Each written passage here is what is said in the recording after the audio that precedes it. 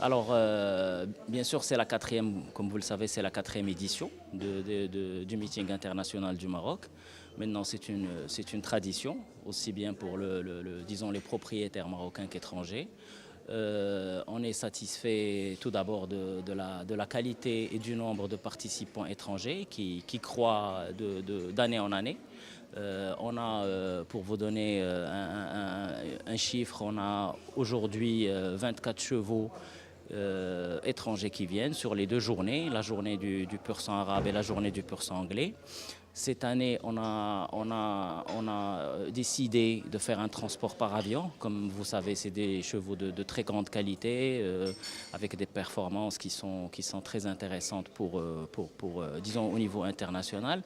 Donc, on a préféré les acheminer par avion pour disons, leur faciliter un petit peu le transport et leur éviter les 48 heures ou plus par rapport au transport qui se faisait par route.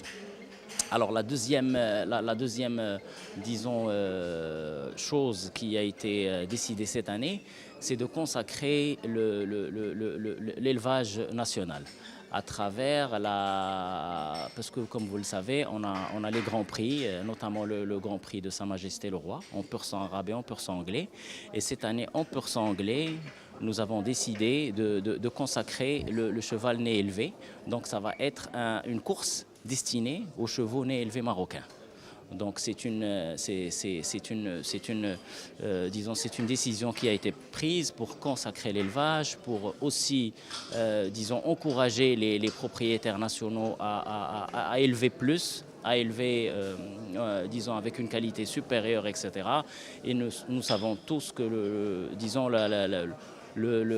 disons, les progrès qu'ont fait les propriétaires et éleveurs marocains pour qu'ils soient à la hauteur de ce genre d'événement. Nous avons aussi alhamdoulilah, une très grande visibilité à l'international parce que nous organisons aussi en partenariat avec d'autres autorités hippiques et d'autres pays. Nous organisons une course Jockey Club turc. Nous organisons aussi une President's Cup qui est une course très très prestigieuse et qui est la course du président des Émirats arabes unis. Donc au fait, les 12 courses, disons sur les 48 heures, seront une occasion de voir un petit peu et de faire voir un peu le savoir-faire de la filière des courses marocaines. Quand je parle de savoir-faire des courses, je parle de la SOREC, mais aussi des socioprofessionnels qui font beaucoup d'efforts pour aller de l'avant. Et bien sûr, tout ça pour avoir plus de propriétaires et aussi, disons, plus d'emplois dans cette filière équine.